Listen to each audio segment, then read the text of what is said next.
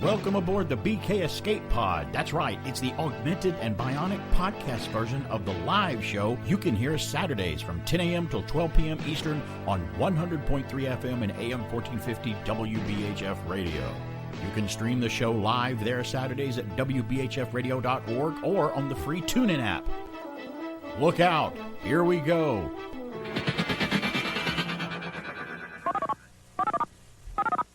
Oh, and by the way, if you hear me give out a telephone number, don't call because this is a rebroadcast, and our janitor Charlie will answer the phone, and believe me, you don't want to talk to him. He's an ornery little cuss.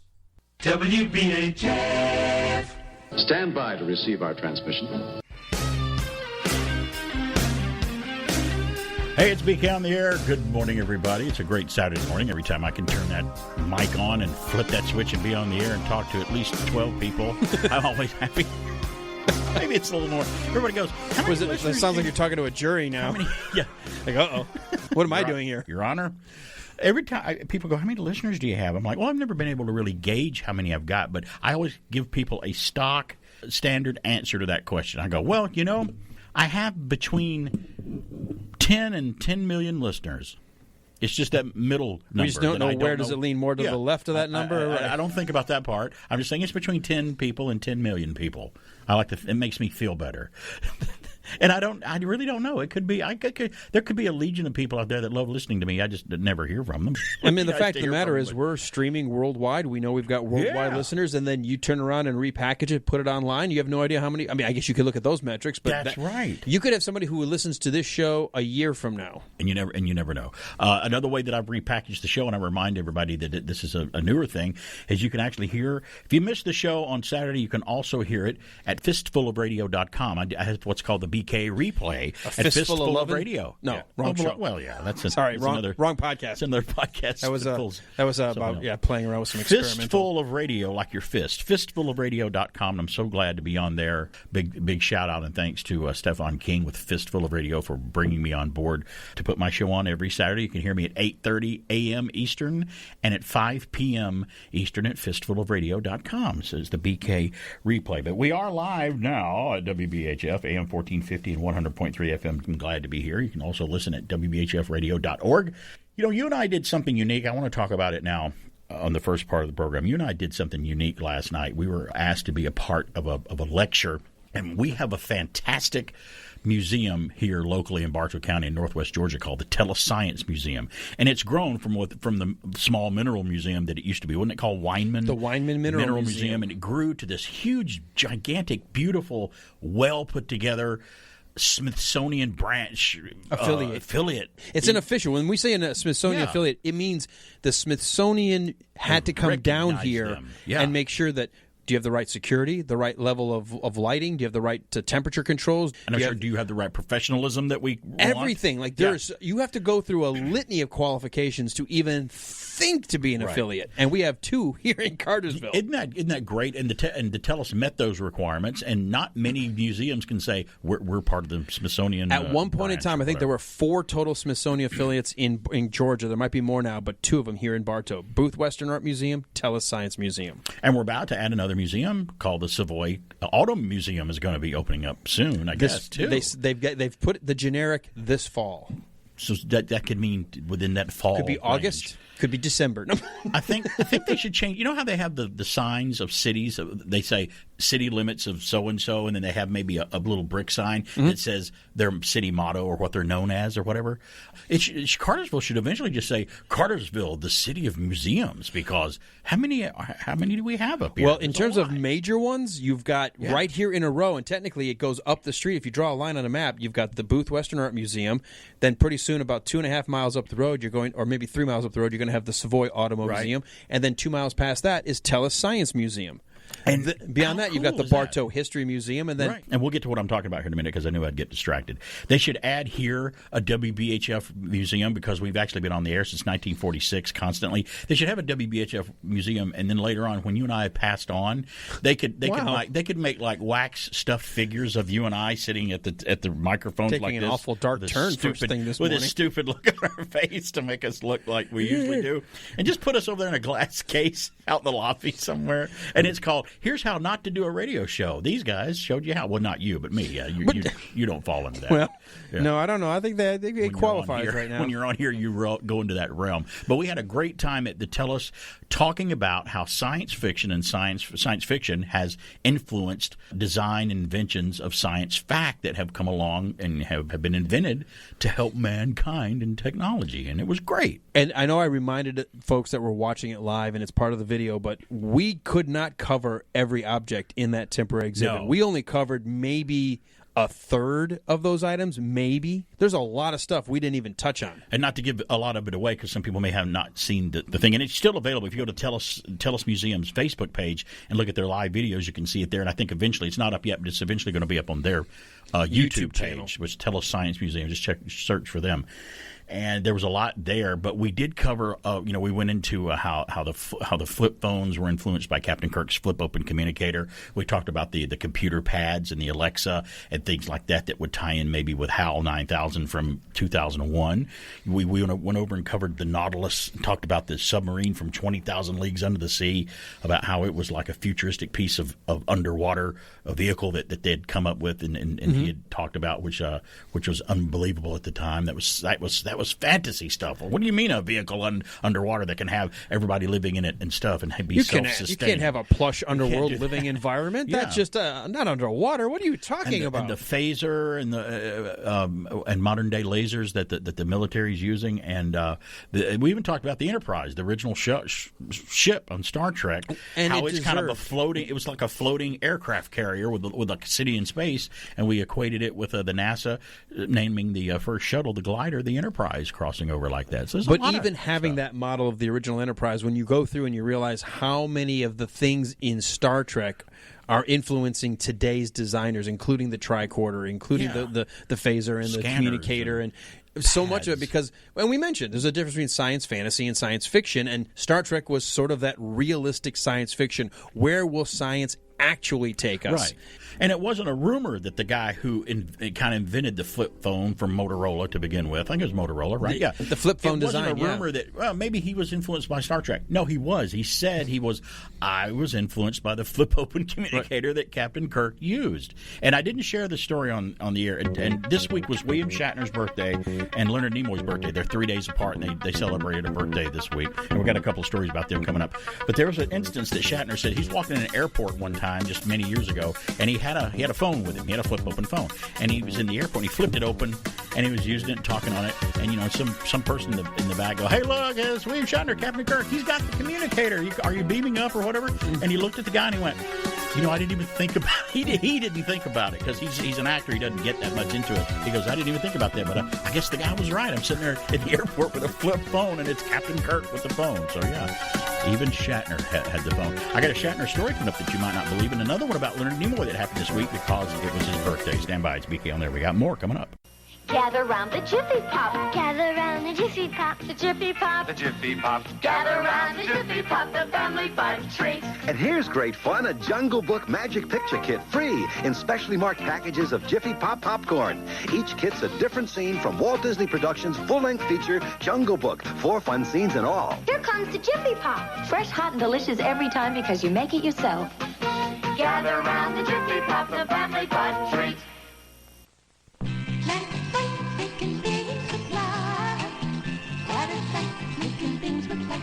Light Bright, the toy that lets you create beautiful pictures with light.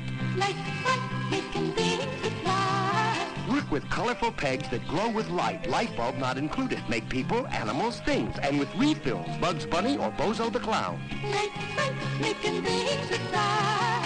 You can make lots of pretty pictures with Light Bright from Hasbro. Merlin's a game that you can play. You can play it 6 different ways. Some like to play at tic-tac-toe. Others can test their skill at echo. Some play a tune on Music Machine or try to play Blackjack 13. Merlin is 6 electronic games in one. It's really fun for most everyone in the family. 6 penlight batteries not included. With lights and sounds. 6 games in one. Merlin's a game that's lots of fun. Merlin, 6 electronic games in one. From Parker Brothers. And now, back to a guy who thinks William Shatner deserves an Academy Award. It's BK on the air. Greetings. Greetings, fellow classic TV fans. The Emmy and Golden Globe nominated series The Streets of San Francisco ran for 5 seasons on ABC beginning in 1972. It was produced by the highly successful Quinn Martin and starred the classic movie star and Oscar winner Carl Malden. As the son of his longtime friend Kirk Douglas, Malden said it did influence him to push for Michael Douglas to be his co-star. During the 4th season of Streets, Michael took the opportunity to co-produce a little film titled One Flew Over the Cuckoo's Nest. Well, that little film cleaned up at the 1975 Academy Awards, and Michael took home the Best Picture trophy. After winning the Oscar, Douglas decided to leave the TV show, but not before establishing a bond of friendship with Malden that lasted for the rest of Carl's 97-year-long life. The Streets of San Francisco had an incredible amount of guest stars appearing during its run. There were many classic TV stars such as Ricky Nelson, Susan Day, Van Williams, Marion Ross, Tom Selleck, and the list goes on. And also, one soon-to-be Luke Skywalker, Mark Hamill, guest starred. To me, one of the coolest facts about the Streets of San Francisco was that they filmed it all on location. They even created a soundstage out of a rented-out warehouse at the base of Telegraph Hill, which reportedly is still there. This is Pat McCormick with your retro TV trivia from the golden rage of TV. And now back to BK on the air. Yeah, it also had a really cool theme song, too. Some of these 70s shows, they had some of the best themes. And Streets of San Francisco was no different. That's the one Quint Martin show that I never got to watch a lot. For some reason, Streets of San Francisco, I never got to watch that one as much as the other ones. The FBI with Ephraim Zimbalist Jr., Barnaby Jones. Quint Martin actually made a sci-fi series called The Invaders, which is about a group of aliens coming to Earth to kidnap people or use humans for something, and I can't remember exactly what it was about. But when it came on, Quint Martin usually had that formulatic way of coming on, like the show would fade in and these little designs would go through it, and it would say it every episode. The title, Quinn Martin, a QM production. Fugitive was one with David Jensen, who later on got turned into the movie with Harrison Ford, one-armed man show, The Fugitive. That was one of the most watched television episodes in history back at the time. The final finale of that show when they captured the one-armed man at the end of that show. That was a big to-do. But yes, thank you, Pat, for the Golden Rage of TV. We appreciate it every Saturday here with BK on the Air. We had a couple of birthdays this week, and if you heard Alan talking earlier, we were talking about being at the Tellus Museum, talking about Star Trek and other sci-fi things, how they crossed the streams and influenced science fact. Wait, you said crossing the streams was bad. No. There's definitely a very slim chance we'll survive. That way it's good, though. That kind of crossing the streams is good. William Shatner's birthday this month is March the 22nd. He celebrated a birthday. Now, Leonard Nimoy is no longer with us, but his birthday was on March the 26th. Just recently, but they were both this week. And I've got 2 stories about them because we did reference them some at the Tellus last night when we were talking about how science fiction has influenced science fact over the years. First one here I have is from sci-fi.com. Star Trek's William Shatner has boldly never watched an episode of the original Star Trek television series. And I believe that about some actors because I've heard some people, who was it that I heard talking about that? It was one of the classic actors that said, I never watch myself. And I can't remember if it was Charlton Heston or Gregory Peck. Some actors will make a movie and that's it. They're like, I've done that. Not going to watch it. That was a job. Moving on to the next. I got to concentrate on this next one and thrust myself into this production. They don't watch themselves at all. And apparently William Shatner is one of them. As Captain James T. Kirk, he has boldly gone where no man has gone before. William Shatner, as himself, however, has never watched an episode of Star Trek, the original series. And I understand when he was in an interview with Patrick Stewart, he had to admit to Patrick Stewart, he goes, I've never seen an episode of The Next Generation either. Because some of these actors don't watch things that they're in. I mean, and they don't watch things that's related to what they're in either. They just don't watch Star Trek. The original series ran from 66 to 1969, and Alan's in the midst of it right now. You're watching the show, and you're in first season experiencing it all over again, so it's becoming fresh in your mind. In an interview with People magazine, Shatner revealed that watching the original show was just too painful. Quote, I have never watched Star Trek, he said to People. There are many episodes I don't know. There are some movies I don't know, unquote. Now, Shatner, who just turned 90, we talked about it, he's 90. Does he seem like he's 90 to you? Not at all. The way he acts, the way he presents himself, the way he's so animated and still to this day, the way he looks even. I mean, we know he's older. He looks older, but he doesn't seem look 90 older. Not 90 years old, because 90 maybe 70, but not 90. Yeah. And when he was 70, he didn't look 70. He looked like 60 or 50. He just turned 90. He hasn't watched any of the subsequent films, with one exception of the Star Trek films. He says, I directed one of the movies, Star Trek V, The Final Frontier. I had to watch that one, he shared, but it's all painful because I don't like the way I look and what I do. Well, and unquote. Obviously, he had to watch it because he had to see the scenes of the day and edit with the editor, if you're directing, you look no at the choice. Scenes. And it seemed painful. I'm surprised he didn't go back, though, or at least admit Wrath of Khan, because that was such a great film, and it's gotten such. Yeah. People revere it. The fact that it brought Ricardo Montalban back, I just saw Space Seed as the original. I would have thought he would at least say, "Well, I may not have watched it when it premiered, but I have seen it since." I heard there's several people that were there when Star Trek: The Motion Picture premiered in 1979, and they premiered it in Washington, of all places, Washington, D.C., at a theater. And what was interesting about that film is they were editing and putting together reels of Star Trek: The Motion Picture as they had just done editing the film and popped it into cans and delivered it right to the theater to show the premiere. They were that close getting it all together and putting it in the film reel cans that they delivered to theaters in at the time. I heard he fell asleep in the theater watching that one. I think Nimoy said it. DeForest Kelley had said it. He's like, yeah, Bill was with his wife at the motion picture when it premiered. And we don't know, maybe he was tired, but he fell asleep. Maybe he didn't maybe he just had his eyes closed and he didn't want to watch him. It's been a long day, He's had a lot of interviews. All those press junkets and all the hobnobbing, and maybe it had a couple of beverages and they were starting to really kick in. And he said that was one of his criticism he gets from the supporting cast of Star Trek, like George Takei and some of the other folks would be very critical of him over the years about maybe not getting along with him or something. And he goes, Leonard Nimoy, myself, and DeForest Kelley, we were the 3 stars of the show, and we had to concentrate on the script. We had the most lines. I had to learn my lines and do this, and I had 3 girls to take care of because I was going through a divorce. He goes, I didn't get to know a lot of people, and I regret that. And he goes, it was nothing against them. He just says, I didn't have time to do it because I was so focused on everything else. I mean, maybe I shouldn't have been so focused on the work. Maybe I should have talked to people. So, but he says he didn't mean any malice by it, but apparently he doesn't like to watch himself. And anything that I've ever been in that I happen to be on video, I can't stand it either because I just don't like. It's just I'm a little self-conscious about because every time I look at something, I'm like, oh, look at my gut. Oh, look at my hair's growing. Why did I put my hand there? Why did I just yeah? You do. That's a little conceited because maybe somebody else watching it may not be thinking of that at all. Why am I so stuck on myself, looking at myself? Honestly, like that? Yeah. But your sense of self, you'll do that. Yeah, a lot of people do that, and I'm one of them. So I don't know if I have enough story. We'll just continue to talk, and we'll do this after we come back from Flash in the audience. They have put up a new statue, and I'll have the story. A new statue honoring Leonard Nimoy in Boston because he was born and raised in Boston, Massachusetts, and he has a new statue. That's the story coming up for his.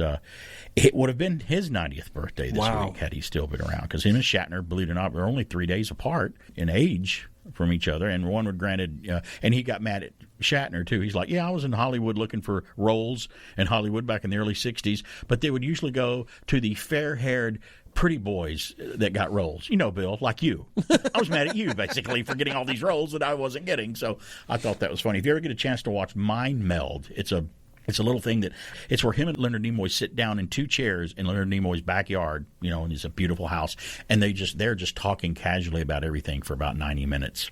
Wow, and it's great because you learn a lot of stuff. It's not.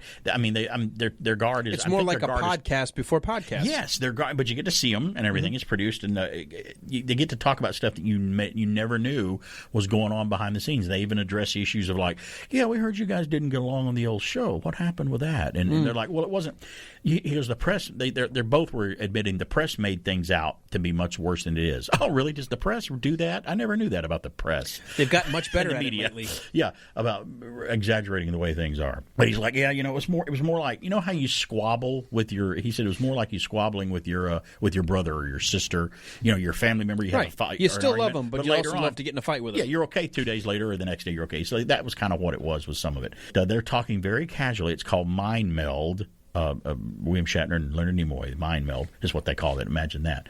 And there's another one called the Captain Summit where Whoopi Goldberg sits in a little round table. They're all in chairs, and she interviews. It's Shatner, Nimoy, Patrick Stewart, and Jonathan Frakes. They're all together. And it's the first time they'd all been together ever, and Whoopi's like interviewing them and ever. Driving they the were ship. all weren't they? Well, I guess together for like this kind of a setting. I guess Nimoy wasn't involved with the first Star Trek Generations movie where William Shatner was part of that film. He was going to be in Generations. It was originally going to be, I heard, Leonard Nimoy. It was going to be Kirk, Spock, and I think, I don't know if it was McCoy at that point, but Leonard Nimoy read the script and he's like, I don't like this. Spock's just here just to throw off a few liners, then it's over. So it's Kirk, Scotty, and Chekhov in Generation. So that's who they replaced. But we're going to take a break here at the bottom of the hour. When we come back, we're going to flash the audience of the news, the weird, the strange, and the bizarre like we do every Saturday here at BK on the Air.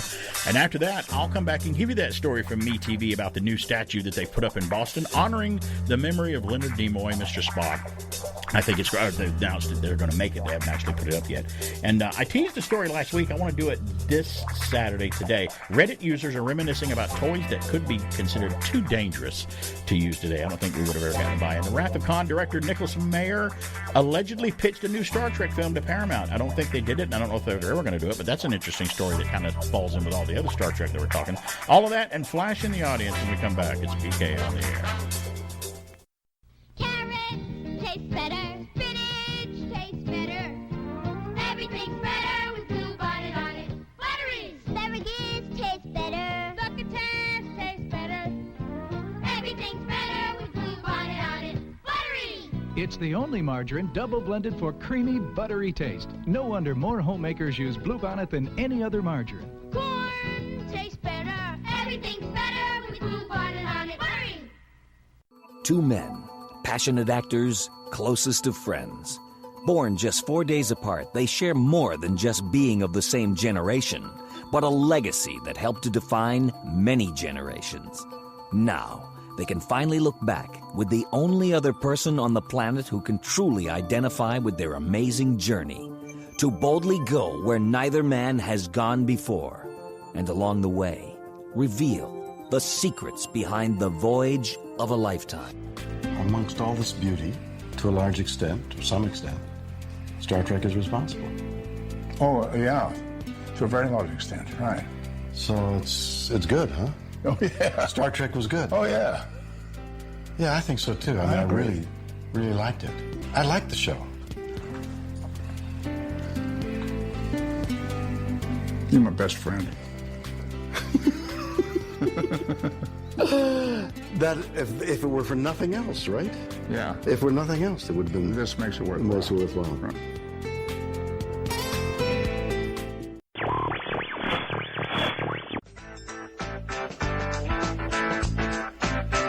It's okay if you don't understand what he's talking about. He probably doesn't either.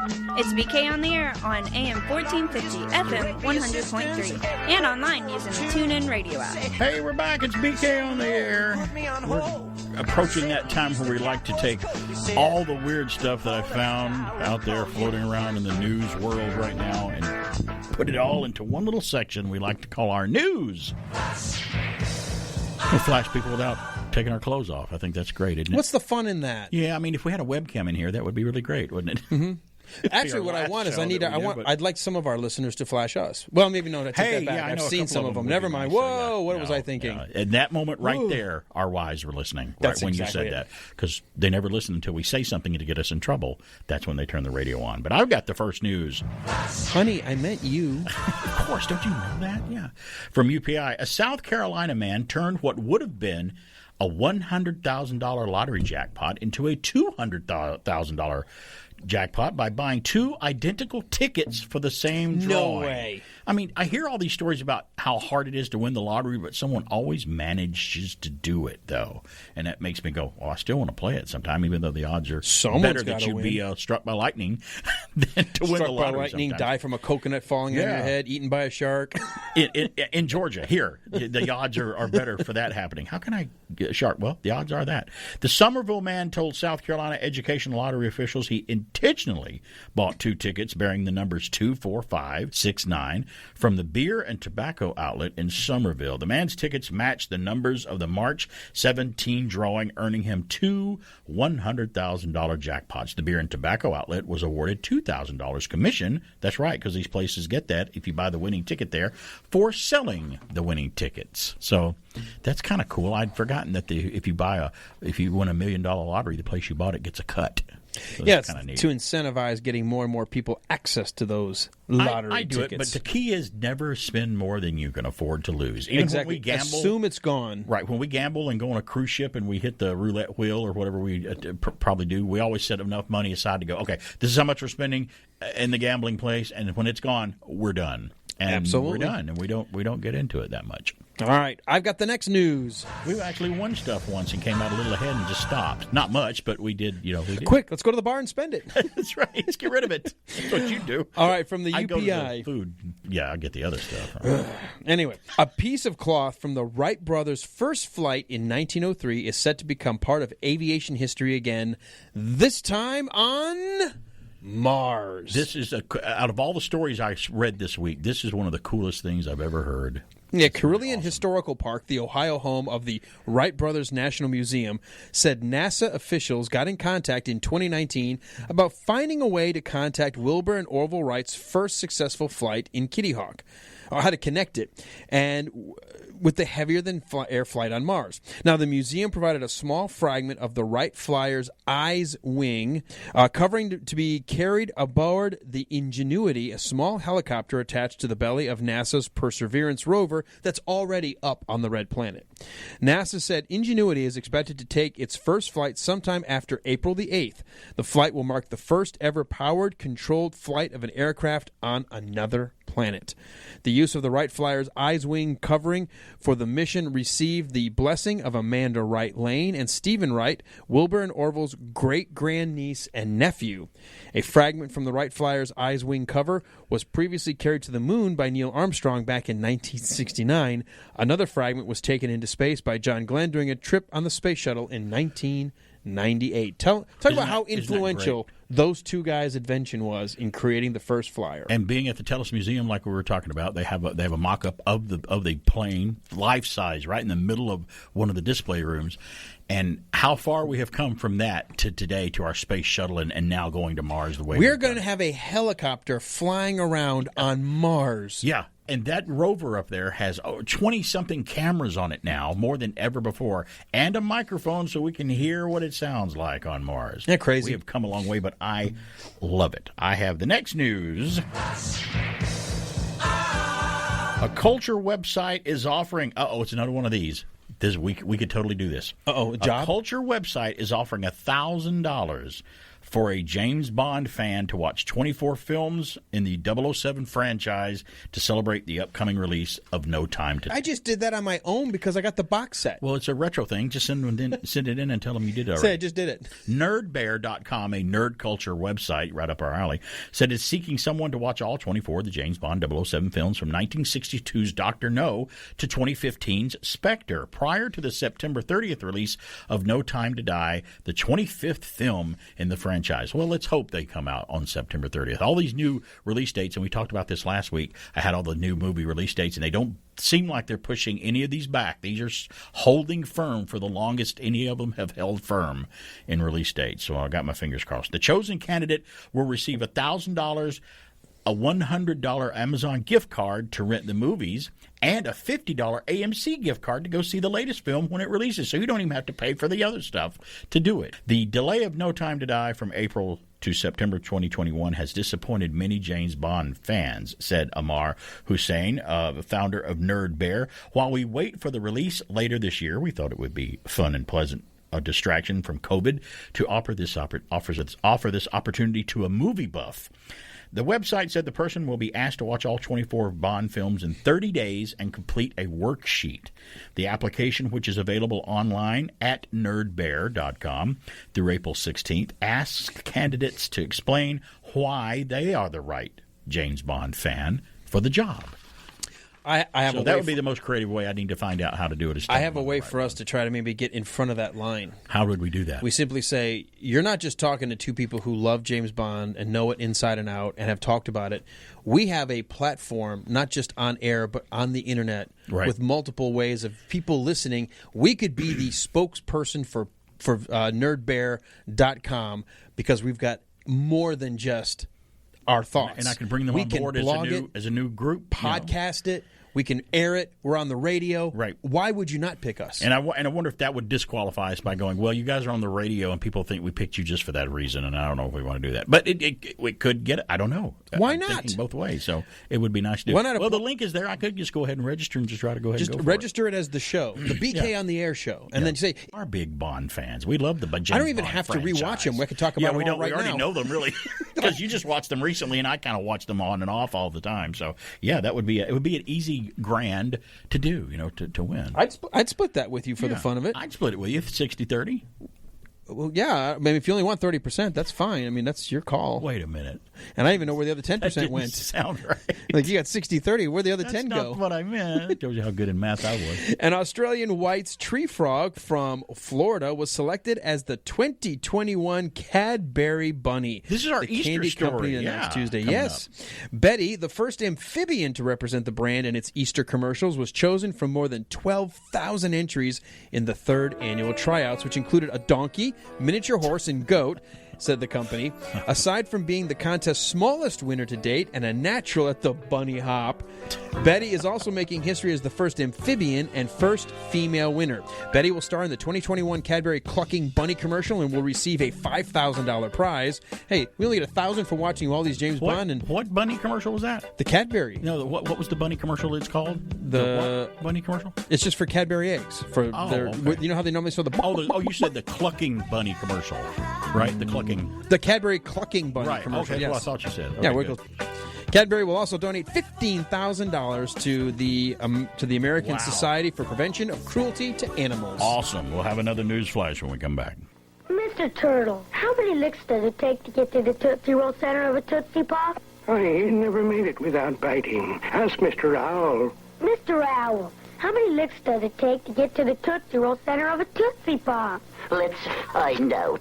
1, 2, 3. How many licks does it take to get to the Tootsie Roll center of a Tootsie Pop?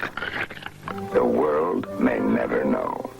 This portion of the show is being brought to you by Ed's Almost Good Beer. Remember, Ed's Almost Good Beer was brewed in God's country when God wasn't looking.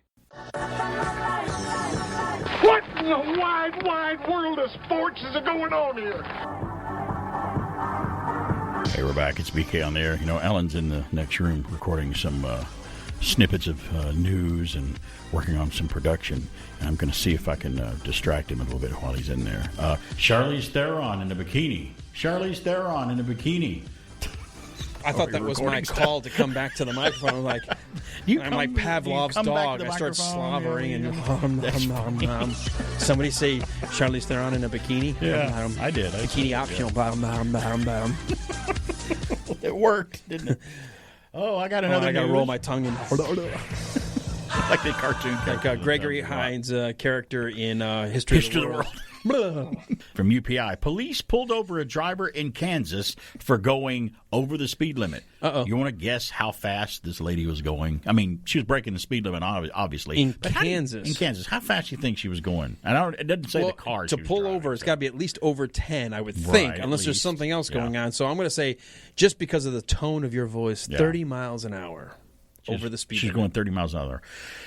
It was a little higher than that. She was going 149 miles an hour when they pulled her over. Over the speed limit? No, she was going 149 That's miles how fast she was going. Okay. Yeah. What was the speed limit? I don't know. 70, let's maybe? see if it says. City of Overpark, oh, my God, Kansas. almost double. Police clocked the woman's vehicle Sunday 149 on I-35 near the US 69 highway, which is it says more than double the legal limit. Yeah, I would imagine it's 70 miles an hour there, so double would be 140. Holy! Right. Police, again, I'm not good at math. That's 14 Police short pulled balls. her over. Police pulled her over and issued a citation. Obviously, I'm surprised she didn't go to jail. You can kind of go to jail for speeding in some places over a certain amount. That's called the super speeder. The officer asked the woman, the classic question, what did he ask her? Do you know how fast you were going? In response, the woman said, when I looked down at the speedometer, I was doing 128 miles an hour. So she was still going fast. She just slowed down when his blue lights, when he it hit felt her. like she was going a lot slower whatever, from 150. Overland Police, now this is going to surprise you. Overland Police tweeted a message describing the incident and warned drivers to slow down. That's the end of the story. So, holy cow. Did I ever tell you once that when I had a Yamaha Virago for years, a motorcycle at one point, and I just said, I was on a country highway once. I'm like, I'm going to open this thing up and let's see what she can do. Mm-hmm. So I opened it up, I'm going down the road, and I'm doing 120 miles an hour. On a motorcycle? On this motorcycle. And it's not even a crotch rocket racing bike. It's the cruiser type bike where you just kind of sit back, and it's not a Harley, but it's similar to that. It hurts when the bugs hit you going that fast. I know, but I'm going down there, and all of a sudden, this feeling of dread just came over my body going, if anything jumps out in front of me right now, like a squirrel or a little rock is in the road, you'll never hear from me again. They'll be finding pieces of me in the trees and the ditch and everything. So I eased it down and just went back down to the speed limit. And I'm like, that's neat. I never have to do that again as long as I think I live. told a similar story with I have the fastest, and this was when I was a kid and I was stupid and I had my Firebird. Are kids stupid? Really? Kids are Do stupid. They are. things? Yeah. Okay. I was of voting age, which goes to show you I probably wasn't qualified to vote based on this story. And they want to lower the age too. Why would For they whatever do that? reason, it was dusk. I was coming home. There was open interstate. I said, I'm just going to get down on this. I don't know why. It's like open interstate. Floor buried the thing. I started thinking to myself, all these dotted lines down the interstate started looking like solid lines because I was going so fast. And then I looked down and I said, okay, one just sudden wrong move. One person goes into my lane. Yeah. I'm never coming back from this. And that same thing, You same could never sense stop of in time. what are you doing? Yeah. What is wrong with you? I think that maybe my first time my grown-up voice ever said, hello, you're not 12. Stop acting like an idiot. It's the first time your grown-up voice spoke to you and you took its advice. You're like, yeah, I think I will do that. And I just get it out of our system, and I never did it again. And I have never even come close to triple digits. But no. I don't know what I was thinking. I really don't. And to this day, when I tell that story, I'm like, I have no idea what I was thinking. Now, as an adult, my common sense is in control. But now, as an adult, I also think I can't afford a speeding ticket. If I'm going to speed like that crazy speed, I'm going to get one. And I'm like, I can't. And they can get up there. You can get fines up into the thousands sometimes. With the super speeder, which is forcing you to pay double, you could easily have a $250 to $300 fine for speeding. And the charge I don't know about you. I don't want that. I do. I really like it. I don't mind driving it. With super speeder laws now, especially in Georgia, they could pull your license for that. Yeah, and I need my license. I kind of need to drive and do things. People don't realize it's not a right. It's a privilege. Right. All right, I guess I've got the last news. As we dive into the news flashes, last one, an auction house announced an entire 11-acre island in the Scottish Highlands will be auctioned online with a starting bid of, I would have thought it'd be higher than this. This is really nice. $111,700. Yeah. Cheaper than my mortgage. You might understand when you see the details, though. Okay. It's still kind of neat, though. Let's go deeper. Auctioneer's future property said Deer Island on Scotland's west coast is a space that can be enjoyed with zero chance of intrusion. Property manager Stephen McCluskey said the island is being sold for the first time after being owned by the same family for the past 500 years. Deer Island is as undeveloped as can be, McCluskey said. McCluskey also states the new owners will have to receive relevant planning permissions from the Scottish government before attempting to build anything on the island. Deer Island is expected to sell for between $209,000 and $279,000 on March 26th, which obviously it just happened. Yeah. March the 26th. But it's a neat story because how remote it kind of is and how old the place is. And talk about having a place to live there. That would be. Although that would be the tough part. Could I get? Hey, I'd like to put a house there. Oh, you're not allowed. Wait a minute. I just bought this place. It's my island. I can literally say it's my. Yes, but it's under government control. Wait, but no, it's my island. I own it. What if I want to build? What if I want to build a mansion? No, can't do it. 770-386-1450 is the number if you want to give us a call. And somebody's doing it right now. I think it's Barbara. Hello, Barbara. How are you? I'm fine. I want to tell you a quick story. Okay, go ahead. My daughter's husband bought a gorgeous, very expensive motorcycle. Are these the same daughters that you dropped off that time to see Planet of the Apes? Yes. Downtown Atlanta? Okay, good. All right. Yes. And I was so happy about it. Oh, I bet He you was were. taking her up into the mountains around those curvy roads. Oh, yeah. A lot of people like to ride their motorcycles when it gets springtime up in those North Georgia mountains. And I did when I had mine. I never liked riding a motorcycle on the interstate. Okay. That was horrible. I used psychology. I said, I'm not going to say a word because that just makes them want to do it more. Right, exactly. So I happened to see this article by George Clooney. Guess what? He was on a motorcycle in Greece, and he flew 5 feet up in the air, and his helmet crashed someone's windshield. Oh, wow, yeah. And his wife told him, she said, George, you have a choice. It's me and the twins or the motorcycle. Well, an ultimatum. Wow. Yeah. And he chose the motorcycle. He said, well, nice to know you. I can go find another one. I'm a Hollywood actor. I've got plenty of women at my door. I did ride a motorcycle for many years, and I loved riding them. They are dangerous, yeah. Next time I went over there, guess what? Gone. Gone? Got rid of it, huh? Gone. Wow. Well, there's something to be said about putting your life in danger, when you have kids and stuff, some risky behavior you might need to stop doing since you have responsibilities. I understand that, and people want to recognize that and do that. But my wife's a scuba diver. She loves to go scuba diving, and that's dangerous. Sometimes it's dangerous. She goes in deep water diving and wants to cave dive and all that stuff that I would never do. I said, well, honey, have a good time diving. And she goes, well, I would worry about you on a motorcycle just like you would me diving. So some things come with risk, but I can understand if people don't want to do it or eventually later on go, okay, I've had my fill of riding a motorcycle. I don't need to do that anymore. So, yeah. Well, I've always found out, just use psychology on your children. Don't say a word, just use psychology. It worked on me. I remember my mom doing that. Moms have eyes in the back of their heads, and dads and moms know how to do that. Sometimes you have to do reverse psychology on dad, though, too, because he falls in that realm of a kid sometimes. I'm guilty of that, yeah. Oh, yeah. All Barbara, right. good to hear from you. We'll talk to you later. All right, bye-bye. Bye. It's not just moms, wives. Well, they're some of them are moms. Well, they are moms, They're but moms, they're not too. my mom. I have the my wife sometimes goes, I feel like I'm your mom. I have the triple threat, and the triple threat is my wife is a mom, she's my wife, and she's a school teacher. Oh. So that all combined means, guess what? BK doesn't get away with anything. No. I get away with nothing. Can I just sit here and watch TV? That's all you're allowed to do. And now and here's the show you're going to watch. Wait. I just said that, and she was listening, and this may be my last breath. That joke could cost me. This may be my last show. I don't know. So we'll find out about that, too. So, yeah, motorcycles are fun. They are dangerous. The problem with a motorcycle is you don't necessarily have to worry about you. You have to worry about people that don't see you. Right. There are people that do not see you as on a bike, and my bike had loud pipes. It wasn't the type that were offensive where you could hear it 20 miles away. Mine was loud enough where you could hear me coming down the road and like, oh, there's a motorcycle, I better be looking.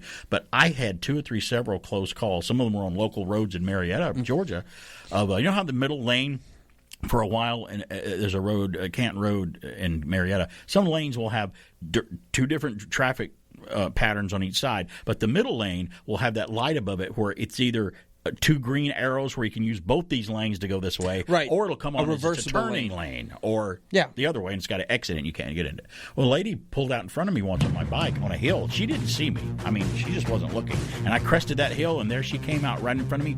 I had to veer around her, go completely around her into that turning lane, and go around her and keep going and just start, because that was the only reaction I could do. I couldn't brake. And thankfully, nobody was coming the other way. I had to take evasive action.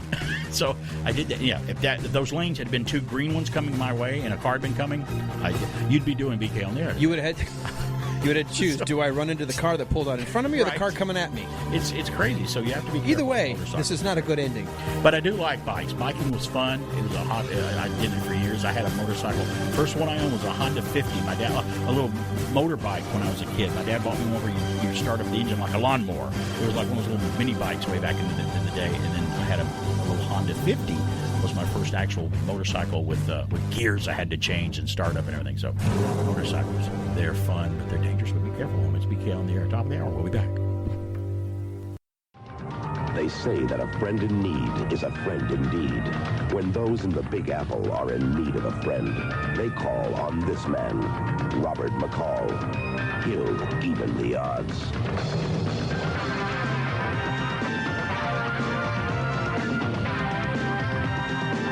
You call me when you do. Believe me, I will be there. I'm here to protect you. Edward Woodward is the Equalizer. Wednesday nights at 9.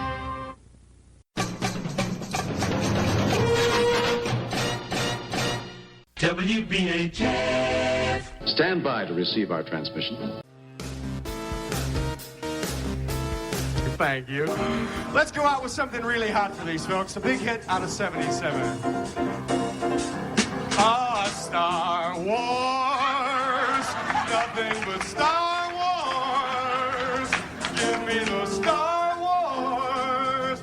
Don't let them end. Star Wars.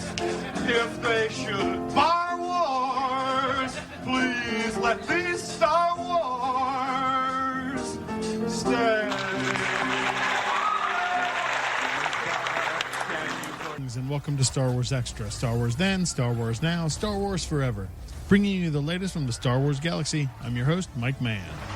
I'm Luke Skywalker. I'm here to rescue you. One of the first tragedies in a young boy's life sets the course he will inevitably go on in the recently released excerpt of the upcoming biography, Skywalker, A Family at War. From a young slave boy on a dusty planet to his grandson's eventual seduction by the dark side, author Kristen Baver thoroughly examines 3 generations of the most famous family in the Star Wars universe and how their influences, actions, and ultimate decisions have steered the course of an entire galaxy. With the sample piece being as brilliant and eloquently written as it is, the rest of the Skywalker biography is sure to be a masterpiece. The sample of Kristen Baver's Skywalker, A Family at War is available at StarWars.com. The biography is currently available for pre-order and will be released April 6th. But I was going into Toshi Station to pick up some power converters. Also this week, Cross Studio, designers of unique timepieces, have released an Imperial-inspired wristwatch that will make any Star Wars fan look twice. This Imperial timepiece is trimmed with familiar Imperial designs. Both of the hands are Star Destroyers, which keep time around a skeletal frame of the Death Star that appears to be hovering and does a full rotation every minute. The Planet Killer is also detailed with a green accent for its infamous turbo laser cannon. The watch comes in a 4-foot, highly detailed replica of an orange cargo container from the movie Rogue One.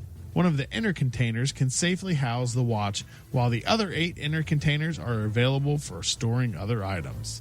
The Cross Studio Imperial-inspired wristwatch is currently available for $150,000 American dollars and is limited to only 10 made. Really, I'm not kidding. And yes, I did say $150,000. That is not a typo or me misreading. What? Oh, hell no. Hold up. Oh, okay. And last up this week, a Star Wars superfan used his engineering skills to create his own Mandalorian helmet. On his YouTube channel, James Hobson, better known as the Hacksmith, creates an identical replica of Din Djarin's Mandalorian helmet. In the video, he takes viewers through every step of the creative process, from the initial designing to the welding and polishing. Hobson's creation is purely amazing and an absolute must-see. It's also worth noting that Hobson has previously created a working lightsaber, along with a Mandalorian blaster, a Mando flamethrower, and a replica of the Beskar spear. The creation of the full metal replica of the Mandalorian helmet can be viewed on the Hacksmith Industries YouTube channel. This is the way. That's all the time we have for now. Don't forget to visit us on Star Wars Extra's YouTube channel and go ahead and like and subscribe. Tune back in next week for all the latest and greatest in Star Wars. And for Star Wars Extra, I'm Mike Mann. And now back to my pal, BK on the air.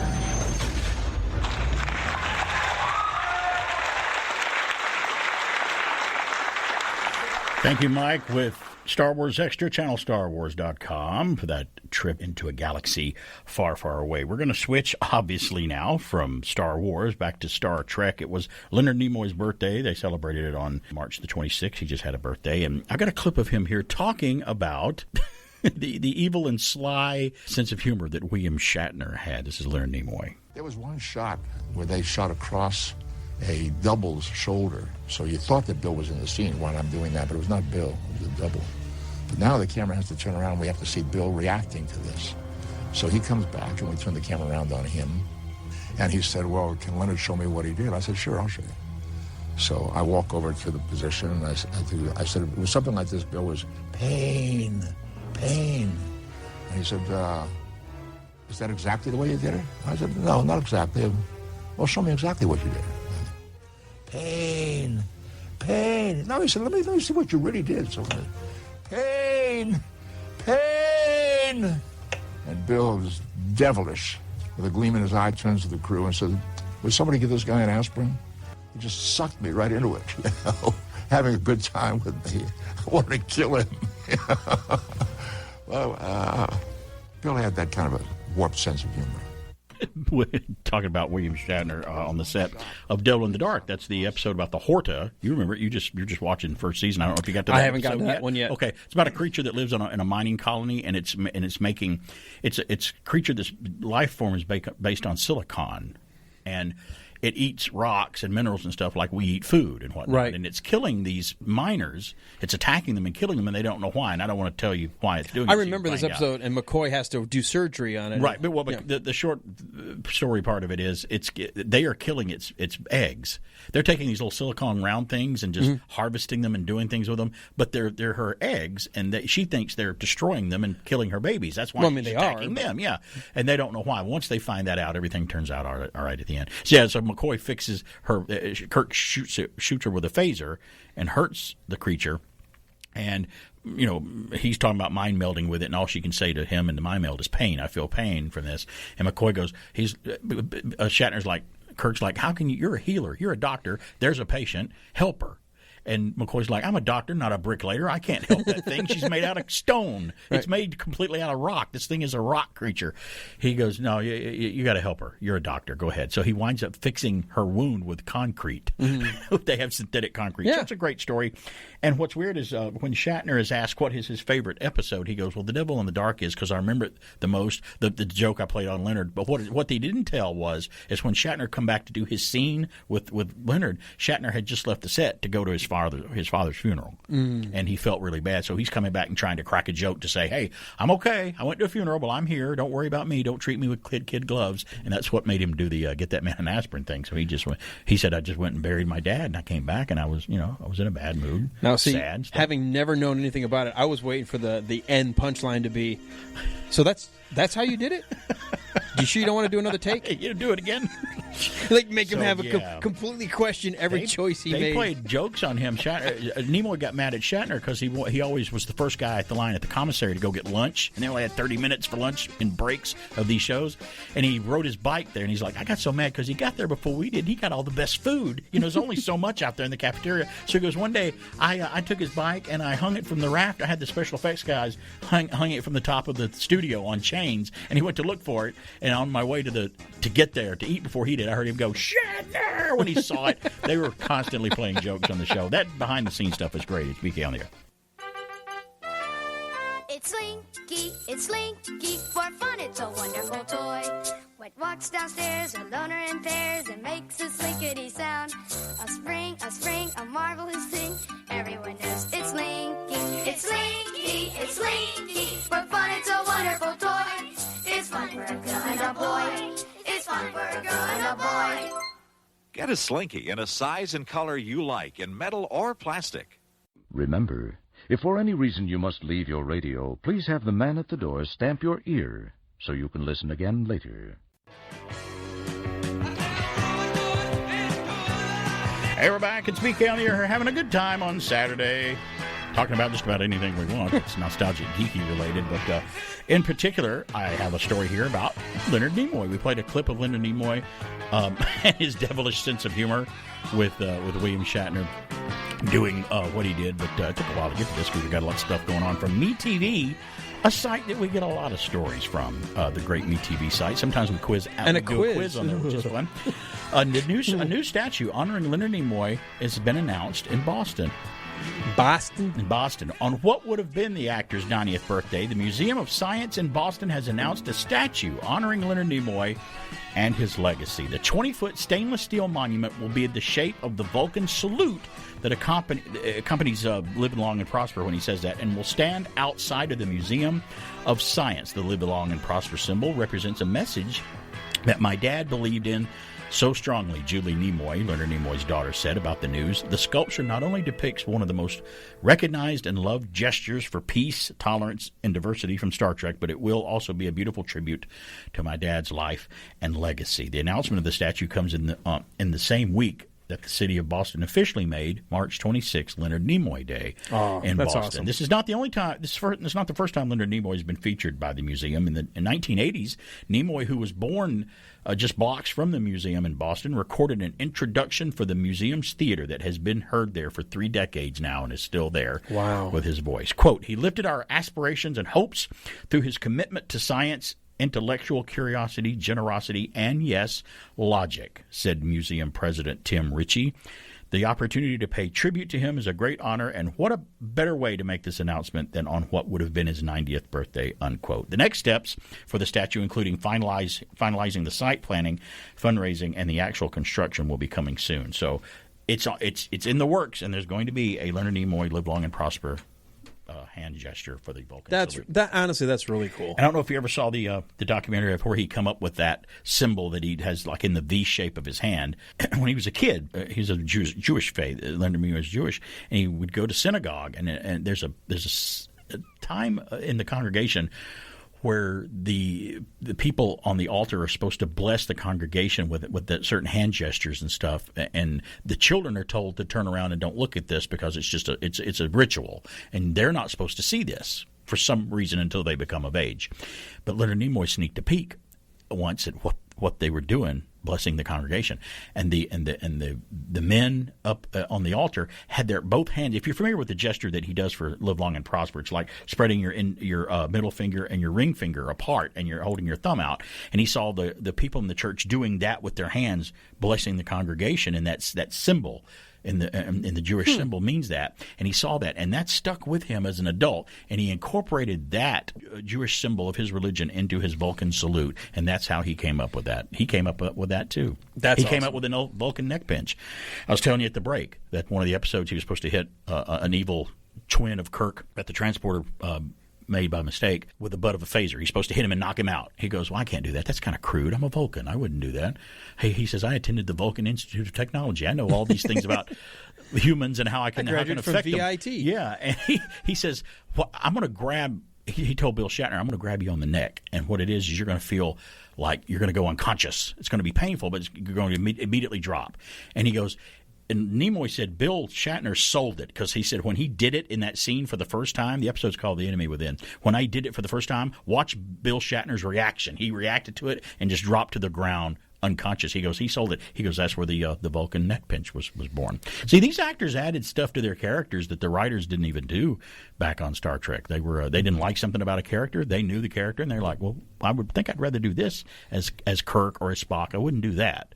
And they won the argument sometimes, much to our and to their satisfaction and it being a quality piece of work. And you'd agree with that because you're in the middle of watching the show right now and you're really enjoying it. It is cool. The one thing I was just telling you that I didn't necessarily like, but I guess they were playing with some different things that could be part of being Vulcan, right, was when I guess they wrote themselves into the corner like, well, how do we get out of this room? Right. We're trapped. Yeah.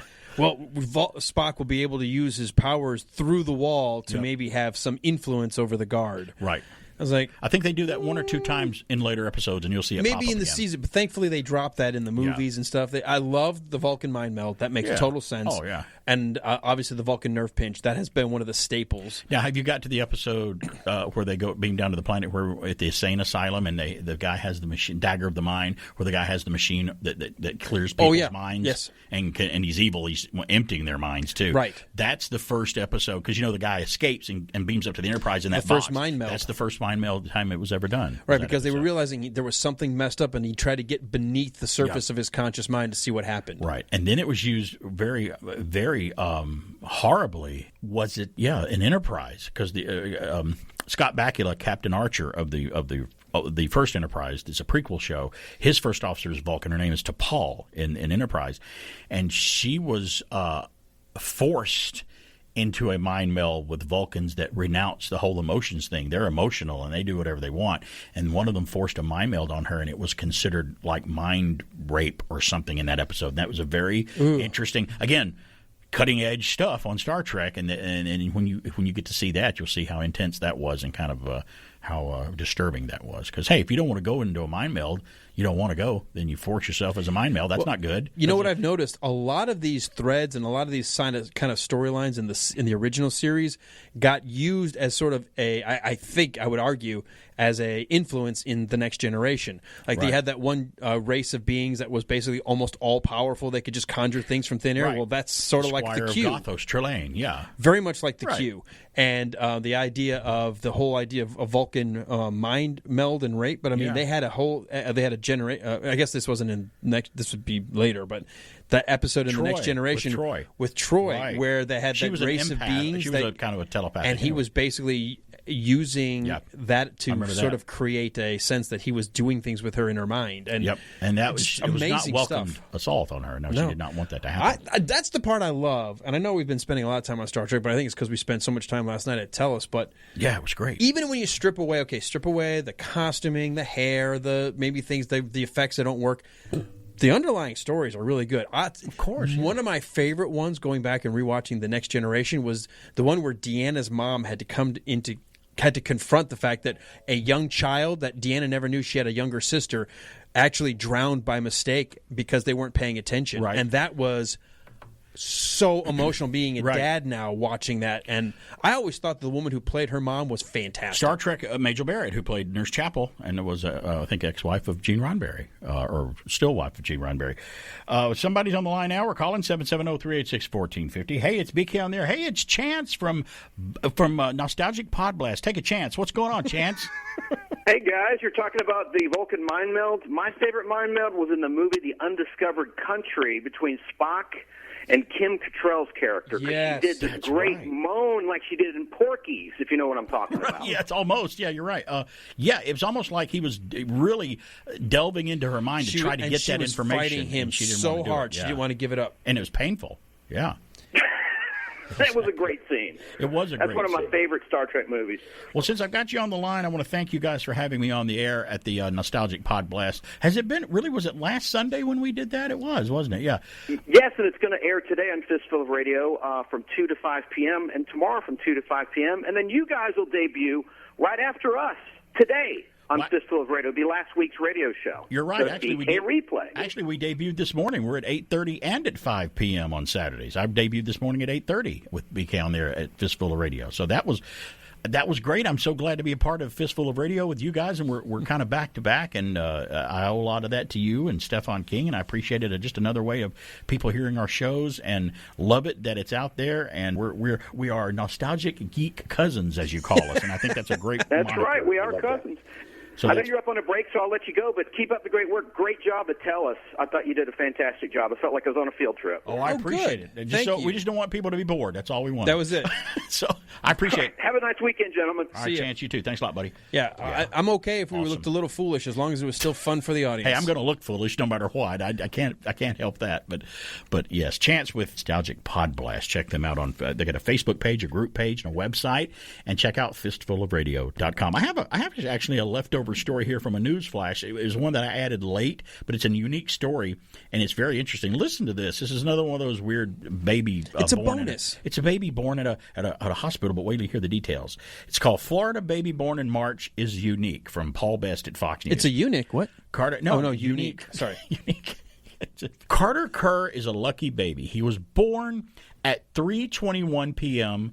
on March the 21st in the 321 area code of Florida. 321-321-321. According to Health First Cape Canaveral Hospital. The newborn baby weighed 8 pounds, 12 ounces, and it's first for the new parents, Cherish and Justin, newborn Carter Kerr. The hospital also notes that the newborn baby's room looks out over Florida's Space Coast, where people can view rocket launches after the 3, 2, 1 countdown.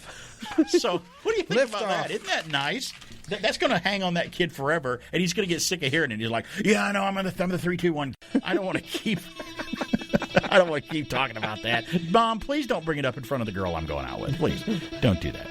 Yeah, Dad, don't talk about anything with the girl. We're gonna come. I'm gonna introduce you to her, and then we're leaving.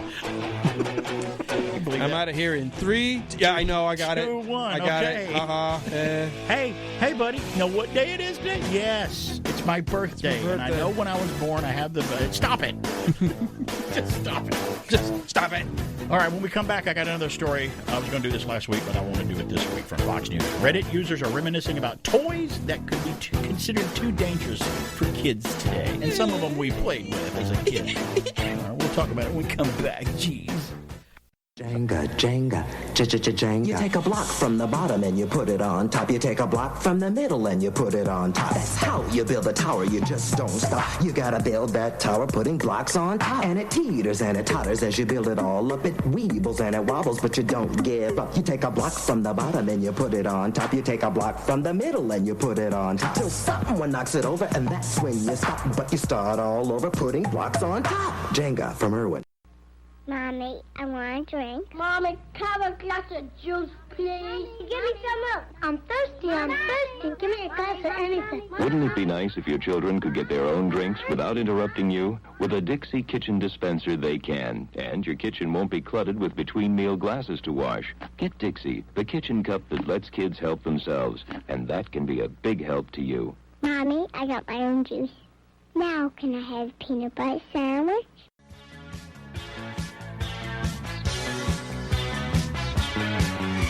Hey, we're back. It's BK on the air here on AM 1450 and 100.3 FM WBHF. I just reverted into Shatner there. It's just automatic with me. Sometimes I have to do that. I heard that from the control room. And it's really fun to do that. So I can't help it. It's part of my... I know. I think Shatner and my mom had a thing back in the 60s, and she didn't tell me. He may be my real dad, and I don't know. Let's do this day in history today. Today is March the 27th. In history, 1841 on this day in history, the first U.S. steam fire engine was tested in New York City on this day, and then the rest is history on that. Look how far we went with that steam. We were just talking about the steam submarines and 20,000 Leagues Under the Sea. The first mechanical submarine, yeah. And then it went on to spawn a whole movement called steampunk, a whole fandom based on all of that, which is great. On this day in history, 1884, the first long-distance phone call was made from Boston to New York. And I guess that was considered long distance back then. Thank goodness we got rid of long distance. I don't miss that at all with cell phones. We still, when we make it where we can call different countries, that'll be great too. I'd love to get rid of that country-wide, worldwide calling thing. You know what's so funny? You just have to be on an app. You're right. You can do it. There's ways to do it. That's how I stayed in contact with Mrs. BK when she took a trip to Italy. I was able to talk to her on a Tango app or the FaceTime app or whatever is all free, and we were just able to talk on it. Yep. It was great. It was fun, and they'll find a way to get around that and charge us for it and go, oh, we can't do that. 1930 on this day in history, the first U.S. radio broadcast from a ship at sea happened on this day in history in 1930. Thought it might have been before that, but it didn't. Today in 1952 on this day, Singing in the Rain with Gene Kelly premiered at Radio City Music Hall in New York City. What's Spielberg redoing? He's remaking West Side Story. West Side Story. That's right. That's coming up later on. 1970 on this day in history, Ringo Starr, ex-drummer for the Beatles, released his first solo album, Sentimental Journey. I always liked Ringo Starr. His songs were fun and funny. You know, she's on 16, you're beautiful, and you're mine. And he sung the Beatles song, We All Live in the Yellow Submarine and stuff. They gave him the goofy songs to sing. He's fun. He took to the mushrooms faster than everybody. He kind of did. I think his mushrooms was in a bottle, though, according to him. In 1980, I remember this. Check this out. On this day in history, March the 27th, Mount St. Helen blew her top for the after 123 years of being quiet. And, buddy, we know what happened. remember that. We know what happened. And there was no recorded video of it, but someone took photo stills of it happening. They took time-lapse photos when it happened from a distance or images that were then matched them up and showed them in subsequent, like a stop motion. Yeah, did you see how much of the mountain got blown off? The whole side of it blew out. It blew sideways and up. And I'm like, horrible disaster. But what a huge thing that was to remember from our past. In 1980, the same year The Empire Strikes Back came out. Many years ago. Today in history, 1985, Billy D. Williams, Lando Calrissian himself, received his star on the Hollywood Walk of Fame on this day in 1985. Just a couple of years after Return of the Jedi. It wasn't very long. But he'd been in many things before that. Yeah. So it's great. And I saw his star when we were out there on the BK Hollywood Tour 2017. We saw Billy D. Williams' star and a lot of others. And some that I didn't even know had stars. I'm like, there's a star for Godzilla there. There's a star for, like, The Muppet Show and other things. And what's cool is on the stars, they have what you were involved in. If you were a radio personality, they have the star, your name, and a little radio there, or a little record, or a music thing. If you're a star, they have the little film thing, the little camera thing. So whatever symbol you happen to be part of. Some of them have both. Like some people were involved in radio and in movies and TV, so they got two different stars with two different symbols on them. Birthdays today, Tony Banks, the British progressive rock keyboardist for Genesis, his birthday today. He did some movie scores, too. He was involved in the 70s, I think. He did a couple of movies or some movies. And what was number one on this day at the box office in 1981, which was 40 years ago.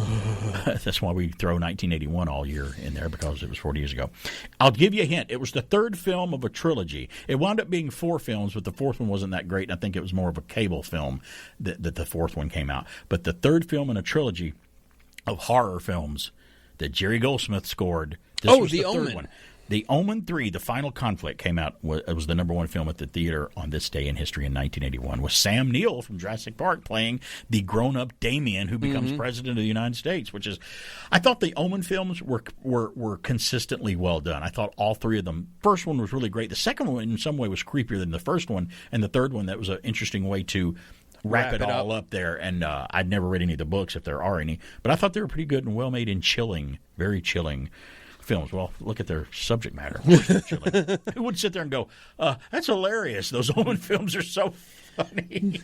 Isn't that great?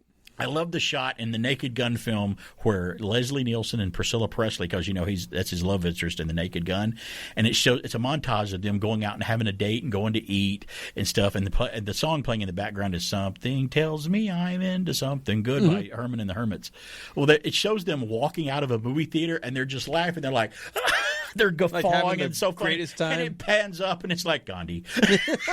That's what they were watching, and they're walking out of the theater laughing their butts off. That's so terrible. That's terrible. It's always National Something Day, and two interesting ones today. I had to really look for these. Today is National Joe Day, and if I tell you it's National Joe, J-O-E Day, what would you think that would be?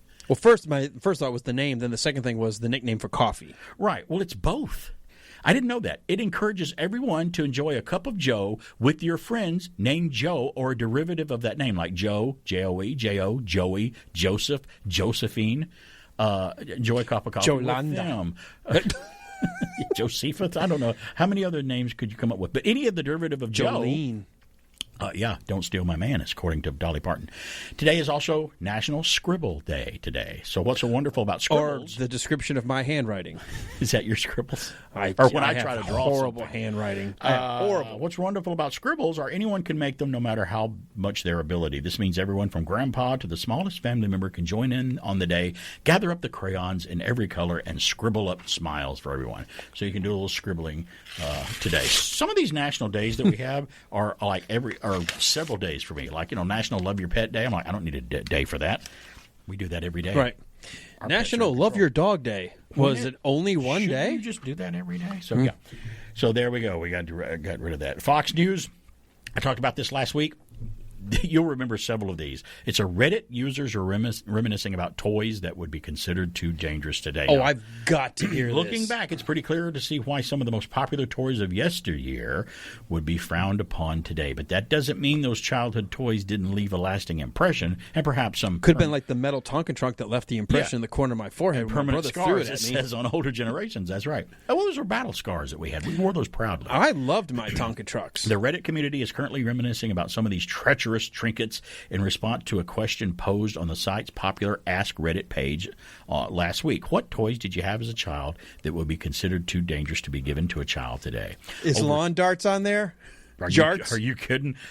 Over 10,000 users have since chimed in, looking back at their near disbelief that anyone ever allowed them to play with the realistic looking toy guns, fake cigarettes, or even lawn darts. Oh, good! Quote, my parents were cleaning out their garage a few months ago and found the lawn darts my mom had when she was a kid, one user wrote. If you thought they were dangerous originally, just imagine rusted out lawn darts from the 60s, unquote. My brother sharpened ours to an even more deadly lethal point, someone else remembered. I'm like, well, come on, if you're going to modify them, that's going to be worse. I loved playing jarts as a kid. Someone said when the game was over, we used to throw them in the air and then run for our lives. I had no idea how I survived the 70s, one Reddit user claimed. Yeah, but you know what? You did, though. You did. I did. Because if you threw them, you knew to run and get the heck out of there. I remember we would do that. We would say, ready? Everybody, throw it as high as you can and go. If you don't move, you're... That was before Mom and Dad came home from work and didn't know what we were doing. If you don't move, our mom and dad will have one less mouth to feed. It wasn't just lawn darts that nearly killed several of the Reddit users who responded. Many pointed their fingers, or what's left of them, at firecrackers or fireworks, which are apparently sold with no age restrictions. That's true. They were at one point. Yep. They would use M80 explosive firecrackers to literally blow stuff up, like sending garbage cans into the air or blowing street signs off their posts. One whistly remembered. I never destroyed government property with mine. They were really a lot of fun for us early teenage boys. Chemistry sets were used, and they were big because of the concern, too, at least in one retrospect, as several users claimed to once own sets that came with vials of mercury or other dangerous substances. Others were just given the dangerous substances to play with that didn't even have the chemistry set. We'll continue this story about some of these. There's some more coming up that you may or not remember reminiscing about. I know that I remember some of these, too. Mm-hmm. More dangerous Reddit users talking about their toys growing up. Speaking on there. When we come back, oh, come on, I can still play with them today. I wouldn't hurt myself. Okay, everybody, let's go. Give your children Tonka toys and you've started something. They're fun and they last. So very few families who have Tonka toys have only one. In fact, the average is 7 per family. Now, honestly, when was the last time you parents were so happy with a product you wanted to have 6 more of them?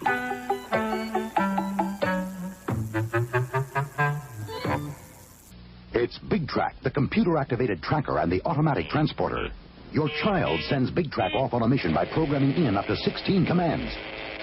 Like fire 3 laser blasts. Big Track stores your child's commands to get out of a tricky spot. To complete the mission, Big Track rolls in, drops the payload, then heads for home base in another assignment. Big Track for your child from NB Electronics. Transporter sold separately. Do you mind telling me what this is all about, mister?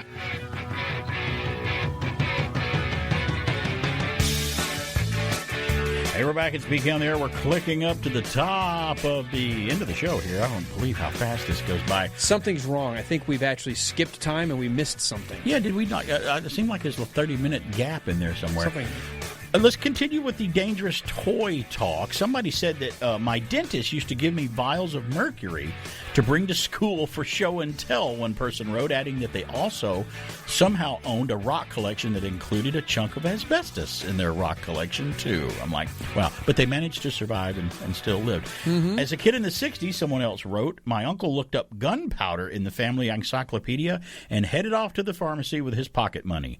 Another Reddit user said he could barely reach up to the counter, but they were able to sell him a pound of each ingredient to do that. It was a different time. It was a different era. It really was.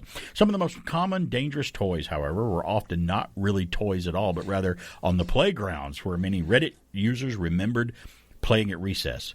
Quote, playgrounds were plunked down onto asphalt and concrete, one person wrote, with metal slides that caused third-degree burns. I remember the slides, the metal slides, the long ones. Third-degree burns on a hot summer day. That just toughened us up. Still, that didn't stop at least a few users from longing for the days when these dangerous playgrounds were actually allowed to exist. Quote, my playground at school had a collection of telephone poles that randomly piled together like giant piled-up sticks. Great for climbing on and falling from great heights, he said. There's absolutely nothing safe about it, and it was the best playground ever. Well, when you introduced that element of danger, that always made it a little nicer, wasn't it? A little more. The slide, I actually saw the slide in my playground in elementary school. Believe it or not, they were made out of great material, steel, and bolts and stuff, and they just kept it up. It's still there.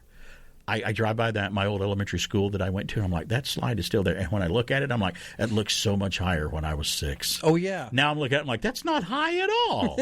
But it was a monumental Mount Everest when I was 6. I'm like, I'm gonna climb this thing and slide down it, and it's going to be great. I slid down that thing once, and we like to kick it on the way down because you kick that metal, and it just makes a noise. We're kids. Well, that upset the wasp nest that was under the slide that I did not know was there. Whoops. And one of them flew right out from under it one time and stung me on the chest through my shirt, through my T-shirt as a kid, and I'll never forget that. First time I'd ever gotten stung, and I hated it.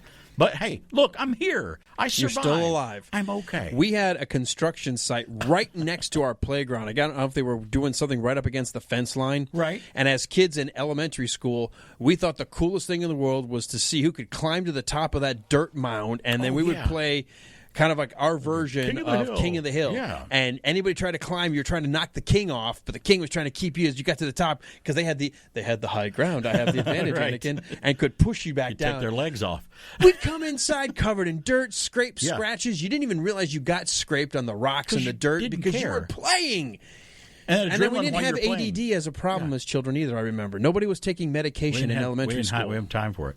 We didn't have time for that. We were too busy burning off all of our free energy during recess. Well, and we didn't. The show hadn't been out yet, but we played King of the Hill. Now you're like, you can't knock me off this hill. You ain't no way you can do it. Okay.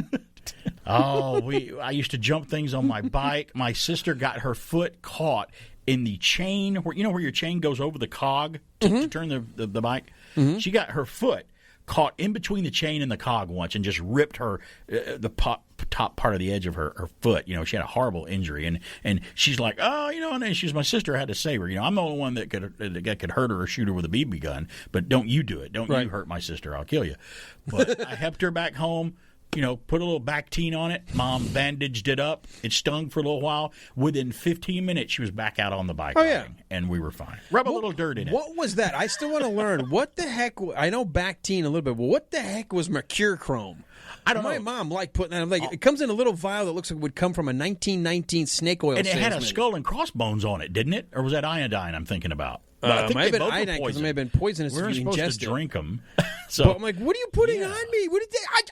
And it was like liquid fire. And iodine it would just stains your skin red when you got it put on your wound or whatever. Mm-hmm. Good old days, kid days. It's so fun to think about.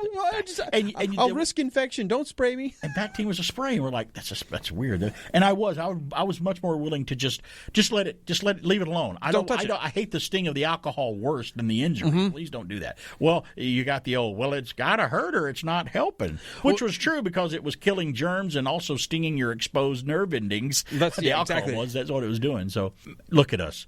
We're still here. I'm still here. We made it.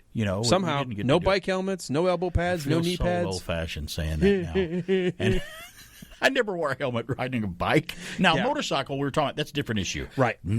Did not wear a helmet wearing a bike. Anybody, and there's some states where you still don't have to wear a helmet wearing a motorcycle, riding a motorcycle. And I'm like, man, are you crazy? Do you not care about what's up here in your head? You kind of need this brain and all this up here. You need to wear that. And granted, I know it's their right. They don't want to wear a helmet. That's fine. But how would you not? And now we have the inflatable suits now that they have that they're pretty soon going to have available for motorcycle riders. We did it as a news flash many months ago about when it's attached to your bike, and if it detects you fell off the bike, it pulls the suit, and it's an inflated suit that helps keep you from getting hurt.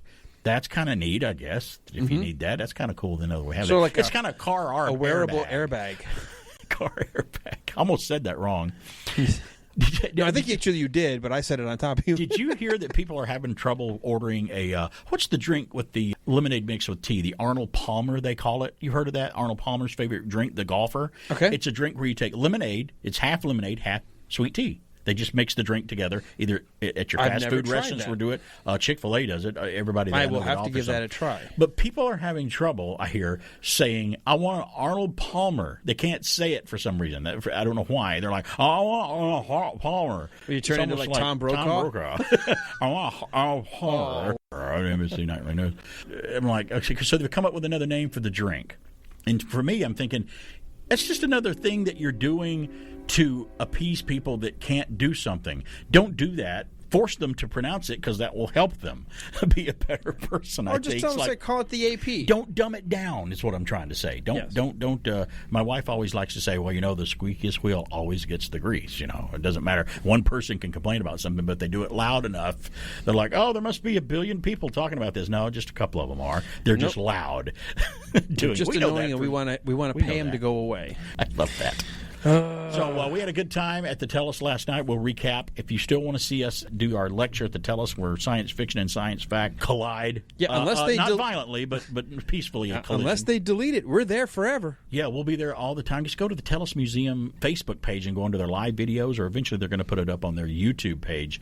And we had a fantastic time. Another thank you for them, because we know they're all partners with us here at the station and all the radio station, the Grand Theater, the museums. We're all partners here in Cartersville and Bartow County. And we were almost to the point of like, are you sure you want us to do this? Are you sure you want us to come over there? Because we suffer from diarrhea of the mouth.